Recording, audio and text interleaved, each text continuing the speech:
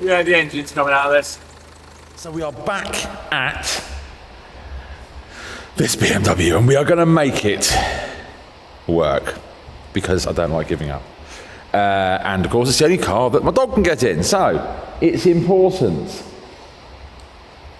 It's had, for the first time ever, a minor water leak. So we've got that noise.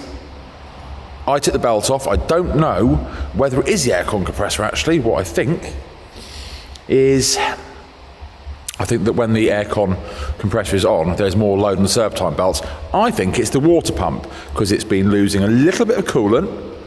And after taking the belt off, there was literally 0.5 millimetre, but play in the water pump, and it looked like there was moisture around the water pump where the rest of the area wasn't, which would indicate that little bit of play while under load is actually letting water pass out the water pump, explains the coolant loss, and explains the grinding noise. And you know what, it's high mileage, so let's replace the water pump anyway.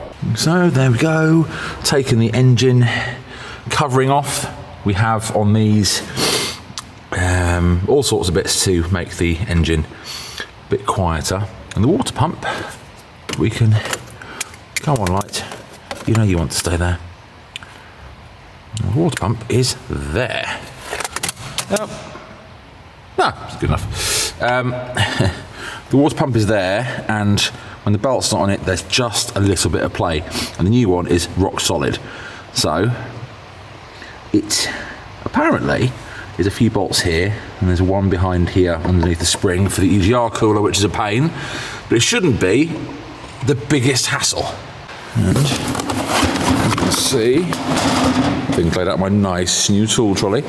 That's the water pump. So, these will be easy enough to get to. Not sure about that, not sure about that. But this is nice, tight, no grinding. So, you know. So this EGR cooler. And the reason why you've got to take this off to get to the water pump, which is underneath, is because here you've got the bolts, that's the thermostat housing. That is a waterway for the EGR cooler, the exhaust gas recirculation cooler. And to be honest, they're an awful system. They're designed when the car doesn't need as much fresh air as possible in towns and cities. It puts some of your exhaust gases back through the engine rather than sucking in just clean air, which means you double burn some of the carbon and gunk. But that's what goes back into your engine. I mean, bear in mind, I've actually cleaned that out quite well previously. So these systems, they just gunk up the engine with carbon. Not very good, really. Well, there you go. It's in there. So ignore the fact I've got snapped bolts to the EGR cooler, which is, well, I've thrown it over there, so I don't like it. I've snapped both of the bolts off where that goes into the exhaust manifold. So they're going to have to get drilled out.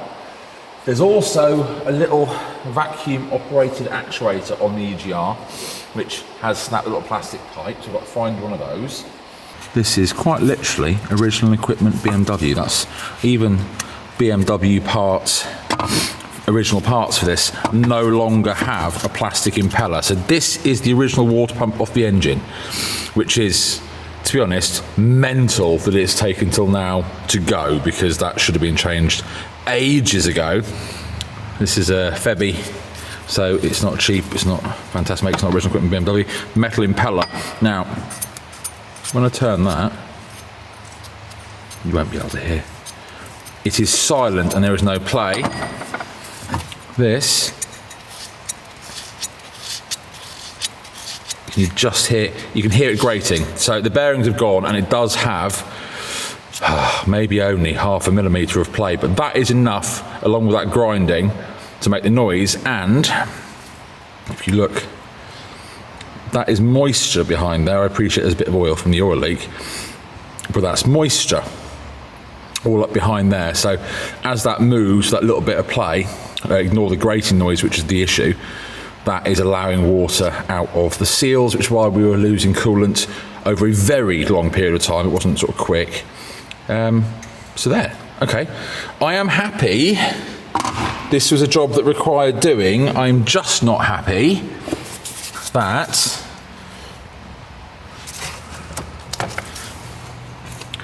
I've got 2 snapped studs down there which are going to need drilling out.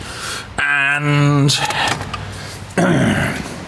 because they're from this, where it goes in, and then the annoyance is this. There's a little pipe there which a vacuum pipe goes on, operates this by vacuum, and that was snapped off. That's just because the plastic is old and brittle. Now, I don't particularly like these. I actually would prefer to buy a blanking kit, but you've got to tell the computer that it doesn't exist anymore, and that might be more of a problem. That's going to be... No, okay. I suddenly thought that we didn't have to do half of this, but we did. Whew. I think the best thing I can do, while I am working out what else I want to do with said engine, is put as much of it back together as possible. Certainly this, if I put the new water pump on, while I look for the broken bits of his yard cooler, etc., at least it's one step closer. So it's all dried off. Nice new water pump. With a nice new water pump, really nice new gasket.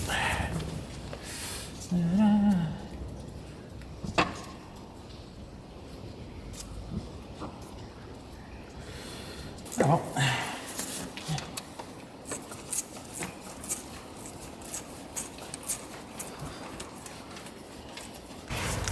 Let's get some light on that. There we go. Shiny and new. Shiny and new. So I'll just put the thermostat housing back there. And that's the water pump done. Then just to deal with the other problems caused getting to it. So there it is. Old one I left in place. The lid, I basically carefully took the one of these that I could buy that wouldn't fit, and it was 27 euros on Amazon. Carefully took the top off because it's easy to snap, and then placed it onto the old one. So then the only thing that was wrong with it previously, this piece snaps where the vacuum pipe goes on. That's in situ. This can go back on, and we can get the car running if we're lucky. The EGR cooler is back in place. The pipe works and the other bits and pieces taken off are in place. I have topped up the coolant, but I will need to top that up again. And it is time to see if it all works.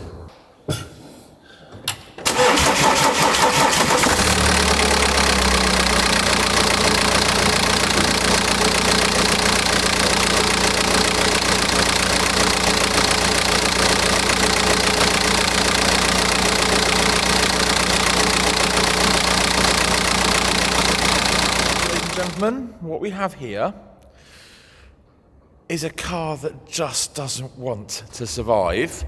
I don't care. Everything is together. It passed its safety inspection, obviously, otherwise I wouldn't be doing all this work.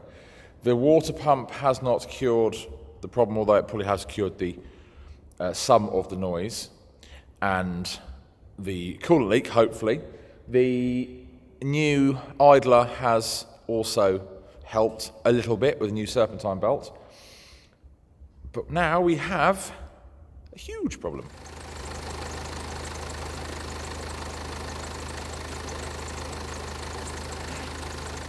Yeah, the engine's coming out of this. We have all sorts of squeaky noises and stuff, so, I mean, that could be a number of things. But you don't really hear it from the back of the engine. There is a horrible rattle from the back of the engine. And this is the rather infamous N47 2-litre diesel, which has the timing chain on the back of the engine. So to change them, you've got to take the engine out. And despite the fact this one has had it done, maybe 25,000 miles ago, it would appear it needs to do again. So basically it sounds like well, a bag of spanners, but it's diesel, so easy to do. It sounds like a part of the new timing chain kit, which was put on 25,000k ago, is dead. I mean, there's one way to find out. I've got to undo all the work I've just done to take that rocker cover off, which was the original oil leak, and then I can have a look at the chain, because it's only just started making noise. It wasn't making it beforehand. This is a car which wants to die, apparently. So the chain was fine when I checked it when the rocker cover was off. I'm going to take the rocker cover back off, check it again, but I am 99% sure that the timing chain is dead, in which case this is coming out, because we don't get defeated in this workshop. So I will check everything, confirm, order, remove engine, because this will work. So next time you see this car, well, we're going to take the engine out. Thanks for watching. See you next time.